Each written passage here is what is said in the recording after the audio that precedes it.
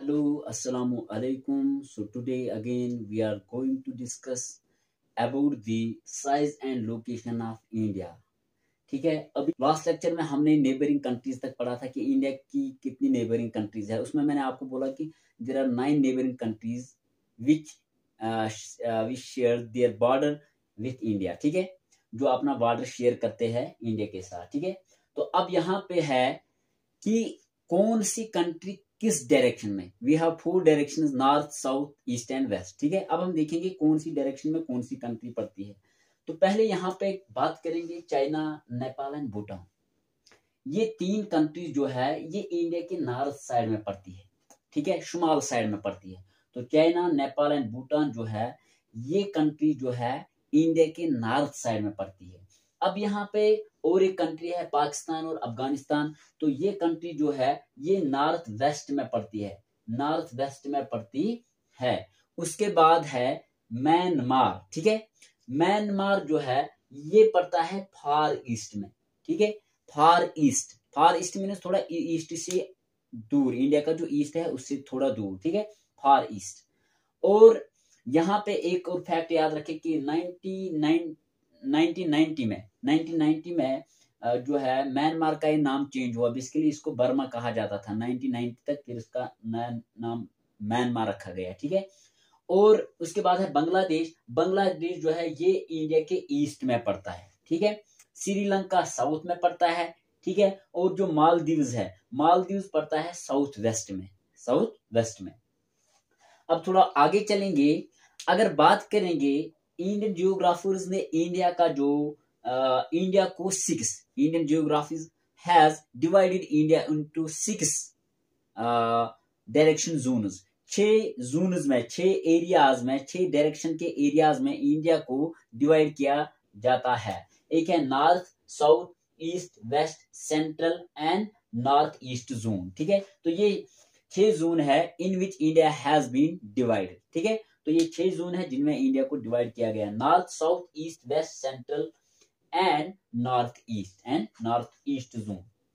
अब और एक है कि presently India has 28 states and 8 UTs. ठीक है, तो इस वक्त टोटल इंडिया जो है 28 स्टेट्स और 8 यूटीज को मिलकर पूरा इंडिया बनता है।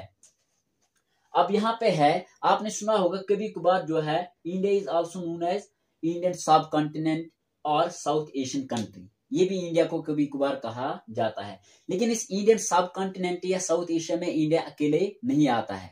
इंडिया इसका हिस्सा है, इंडियन सब कॉन्टिनेंट या साउथ एशिया का हिस्सा है। तो इन इंडियन सब कॉन्टिनेंट और south Asia, it includes India, Pakistan, Bangladesh, Nepal, Maldives, Bhutan, Sri Lanka and sometimes Afghanistan. These 8 countries जो है ये पड़ती है इंडियन सब कॉन्टिनेंट में और साउथ एशिया में। तो इंडियन सब कॉन्टिनेंट और साउथ एशिया इन 8 कंट्रीज को कहा जाता है। ठीक है, तो अब थोड़ा आगे चलेंगे। अब यहाँ पे और एक फैक्ट है, Indian standard time. Indian standard time जो है इंडिया इसी पे अपना ये एक लाइन है, ये एक लॉन्गिट्यूडनल लाइन है, क्योंकि लॉन्गिट्यूडनल लाइन पे ही हम टाइम को काउंट करते हैं। ठीक है, तो ये एक लॉन्गिट्यूडनल लाइन है जिसको इंडिया अपना टाइम लेके चलता है। इसी लाइन से इंडिया अपना टाइम काउंट करता है। अब यहाँ पे ये क्यों इंडिया ने अलग से खींचा है? अगर हर एक कंट्री का दुनिया में तकरीबन ग्रीनविच से, जो ग्रीनविच एक जगह है इंग्लैंड में, रॉयल ऑब्जर्वेटरी, वहां पे 0 डिग्री लॉन्गिट्यूड जो है लाइन, इमेजिनरी लाइन को खींचा गया है, वहां से दुनिया का टाइम जो है काउंट किया जाता है। लेकिन इंडिया को अगर इंडिया का वहां का टाइम कैलकुलेट, वहां से टाइम कैलकुलेट किया जाएगा तो फिर इंडिया में 2 टाइम जोन्स बनते हैं। वेस्ट में अलग टाइम बनता है और ईस्ट में अलग बनता है, और वेस्ट और ईस्ट के दरमियान इंडिया में 2 घंटे का जो है फैसला बढ़ जाता है। तो ये इंडिया के लिए प्रॉब्लम थी, इससे इंडिया की प्रोग्रेस रुक सकती थी। तो इसके लिए इंडिया की गवर्नमेंट ने एक अलग कहा कि हम एक अलग लॉन्गिट्यूडनल इमेजिनरी लाइन ड्रा करेंगे, जिससे वेस्ट और ईस्ट के दरमियान ये जो 2 घंटे का गैप है इसको हम हल करें। तो इसके लिए इंडिया ने एक अलग से एक इमेजिनरी लाइन खींची जिसका नाम है इंडियन स्टैंडर्ड लॉन्गिट्यूडनल लाइन। ठीक है, और इसको इस डिग्री पे खींचा गया 82 degree 5 times east, 82 degree 5 times east. ठीक है, तो अब यह है it passes through Allahabad, Allahabad, Madhya Pradesh, Chhattisgarh, Orissa and Andhra Pradesh. ये जो लाइन है ये इंडिया के 5 स्टेट से पास होती है। ठीक है, एक है यूपी, यूपी के इलाहाबाद में, मध्य प्रदेश, छत्तीसगढ़, उड़ीसा एंड आंध्र प्रदेश।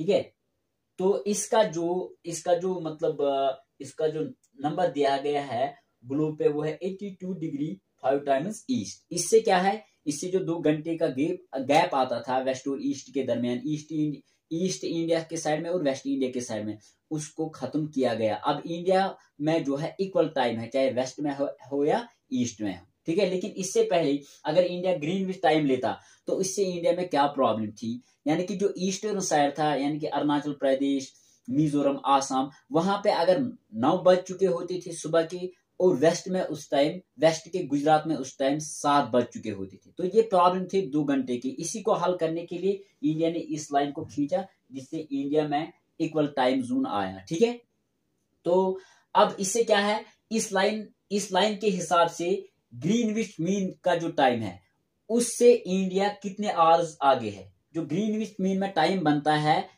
और इस लाइन का जो टाइम बनता है, इस लाइन के हिसाब से इंडिया ग्रीनविच टाइम जो है, जो ग्रीनविच में टाइम बनता है उससे 5 आवर्स और 30 मिनट्स आगे है। ठीक है, तो ये आप ऐसे ही याद रख सकते हो। अब है, अगर हमने ग्लोब पे इंडिया को सर्च करना है, इंडिया को ढूंढना है, तो इसके लिए भी 2 लाइन्स है, लैटिट्यूडनल लाइन्स और लॉन्गिट्यूडनल लाइन्स। ठीक है, लैटिट्यूडनल लाइन्स को कभी कभार हॉरिजॉन्टल लाइन भी कहा जाता है। ठीक है, और जो लॉन्गिट्यूडनल लाइन्स है उनको वर्टिकल लाइन कहा जाता है।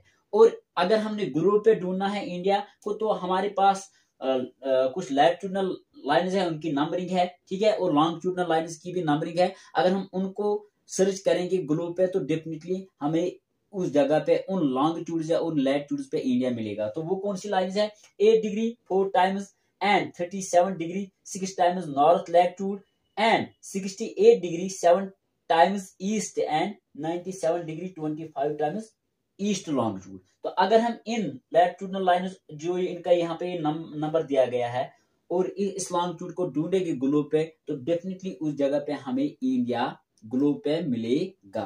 ठीक है, तो ये था आज का लेक्चर। आई होप कि आपको ये समझ आएगा।